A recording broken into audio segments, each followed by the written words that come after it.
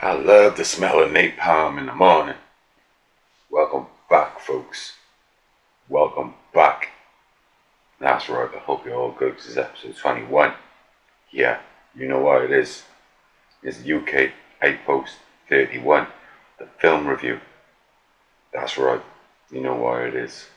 And I'm your host, the one. So that nostalgia. There you go. In today's film, Evil Dead, released on the 15th of October 1981. Written and directed by Sam Raimi, starring Bruce Campbell, Ellen Sandweiss, Richard Menenko, Betsy Baker, and Teresa Tivy.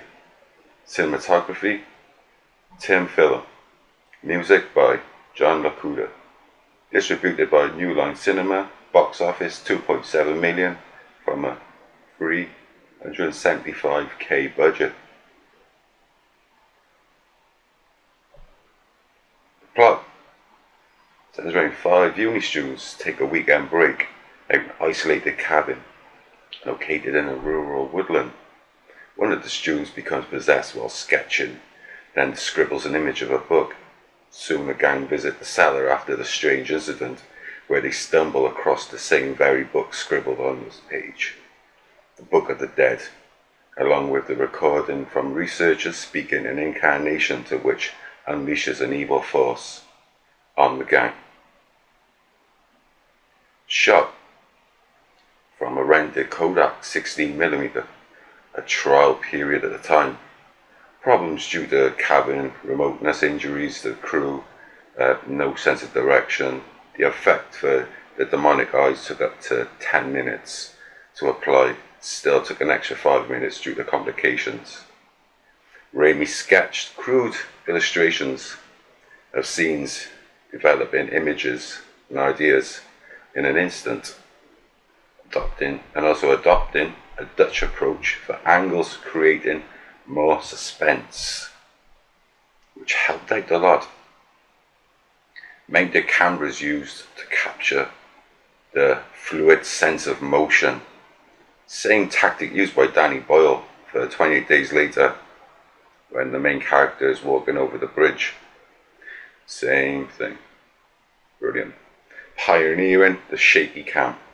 Raimi started the trend for Hollywood, not just in horror, but with the whole community in terms of other genres doing the same thing.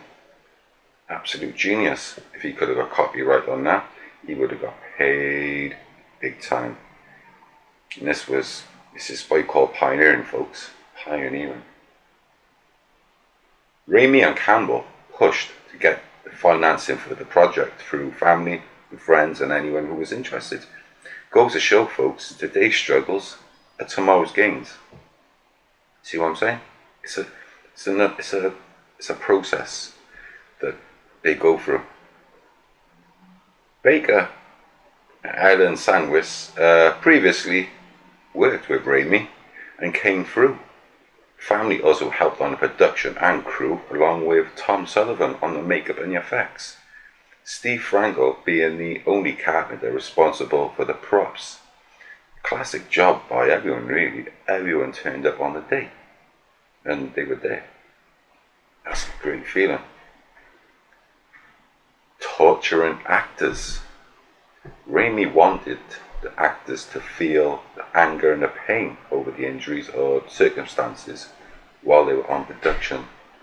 So you torture your people until they feel their character. Almost takes method acting to a new level. Campbell remained with Raimi after production wrapped up, spending 4 days on the reshoots for the final scenes.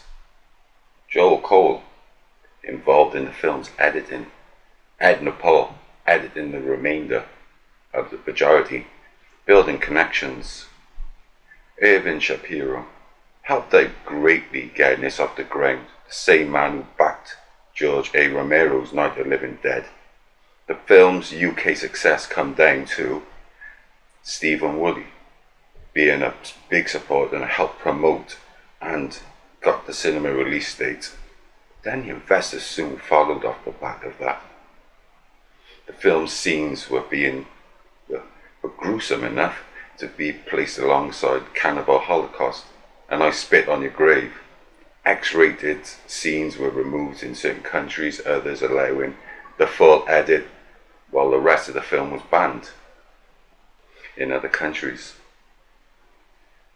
And my provocative notion on this is, if they knew about this, the researchers knew about this, and it was hidden up there, why weren't there any other researchers? Why wasn't there another research team? Why wasn't this information collected? It was there. I mean, it was hidden, but still you would have thought the researchers would have had friends in institutes or colleges, universities, and could have helped. So it was there.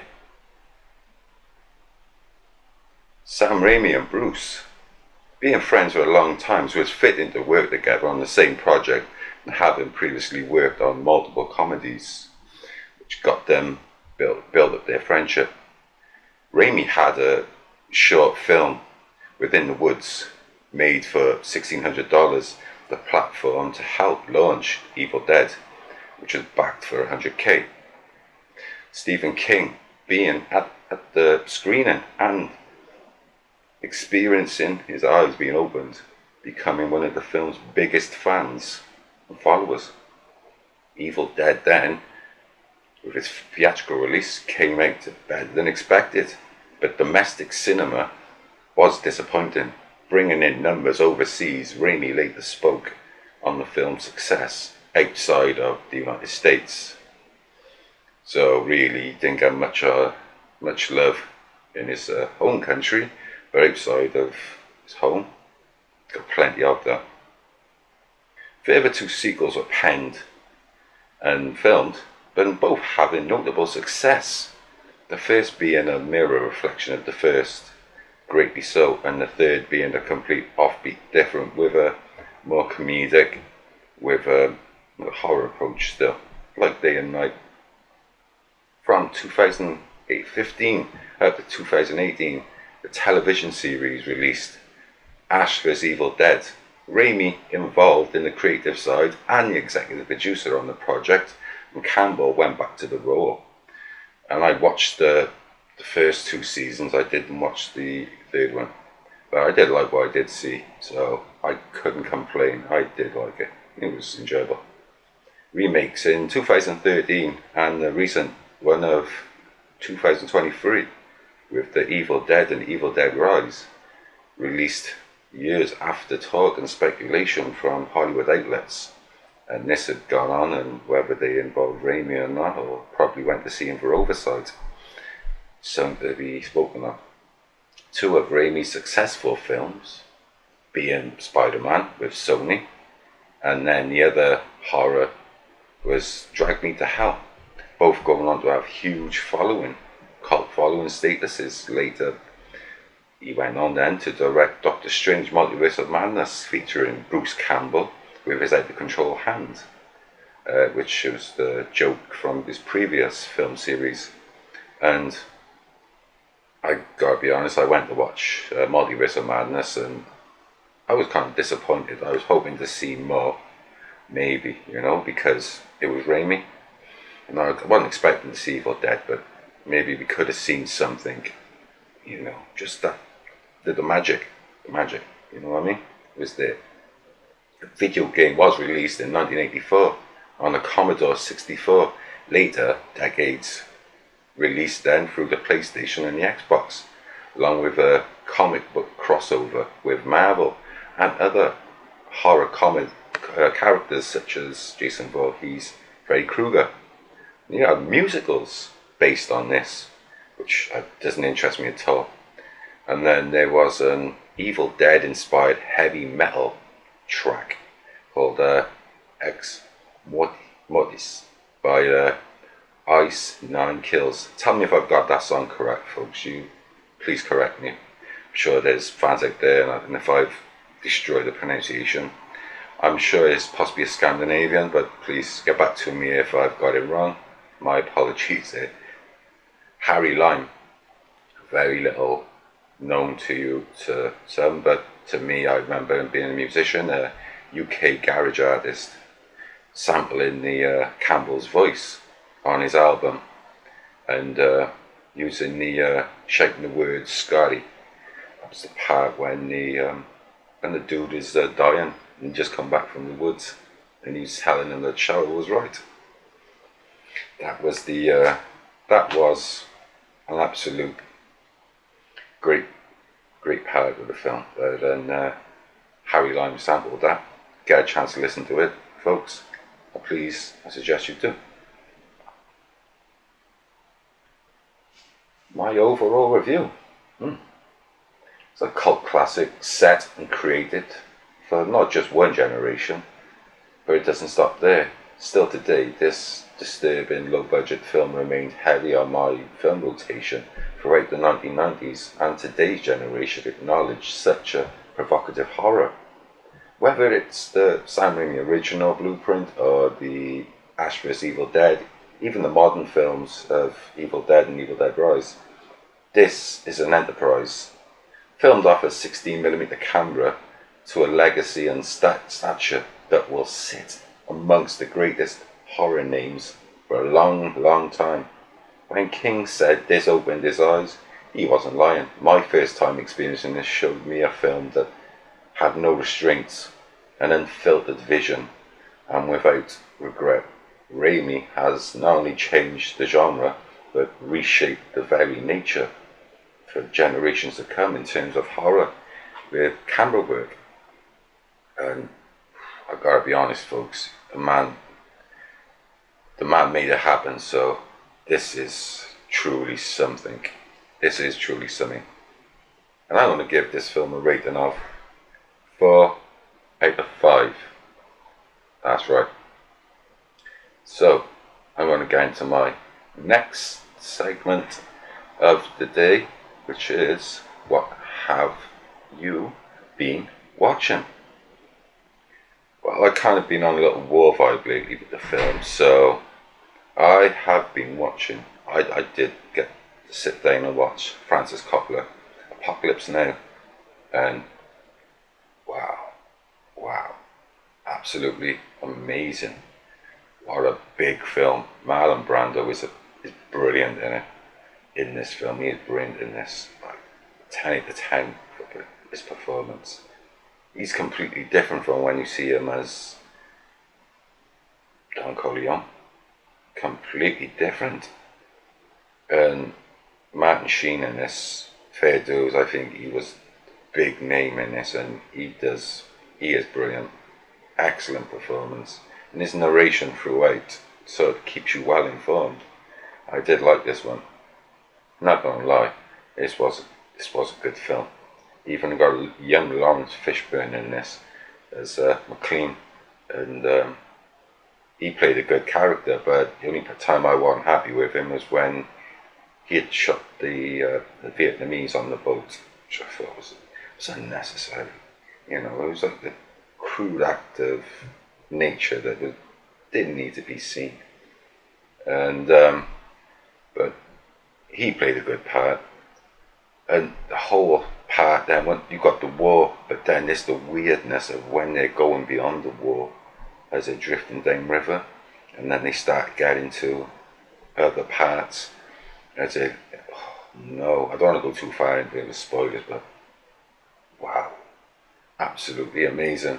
So Apocalypse Now, oh yes, I love it. And Robert Duvall, the man was just obsessed with surfing. There's a war going on. The only reason he went and tried to storm the beach was so he could go surfing. But it was a great story. It was based on a novel, and I'm gonna have to look into that, because I do like to collect the novels with the film, especially if they're big films. So yeah, might have to look out for that one. Right on my read list too. So yeah, I had a great time with that one. So I want to say thank you for everything you've done. I'm talking about in terms of likes and subscribes, and views. Everything has gone up and everything has been great, and I would like to say a big thank you to everyone that's contributed on that, because this channel is slowly trying to grow, and it's hard to grow when you're still in phase one. You're still at your growing stages, so you're going through your teething, your trials and errors. And I can't say we're on a solid platform yet, but we're definitely pushing, and we're going to keep pushing, because this is what it's about. We want a platform. We want to talk to you. We like talking to you. So please, I hope you've all enjoyed yourself. Hope you've loved the episode today, because this has been a great episode. I've loved this. I love this film. Fair do, Sam Raimi and Bruce Campbell worked well together. Really worked well together on this one. They did. Double teamed it, knocked it out the park. So, I hope you like. I hope you subscribed. I hope you get notified. I hope you're loving this, because I'm loving this. Me talking to you on a one-to-one scale. It's amazing. So I want to say big thank you for all the views, for everything. Guys, I do love you guys. Stick with us, please, because we want to stick with you, and let's make this happen. So please, please, stick with this. And I want to say and wish you to have the best week that you can have, possibly can have, because bad things are going to happen, and I don't wish them to happen to you or anyone else. I want good things to happen, and I hope they fall for you. So, I'm going to end this podcast on a positive, and by saying, stay safe, think, and I hope your luck and good things happen to you. My name is Dan Nostalgia. This is UK Outpost 31.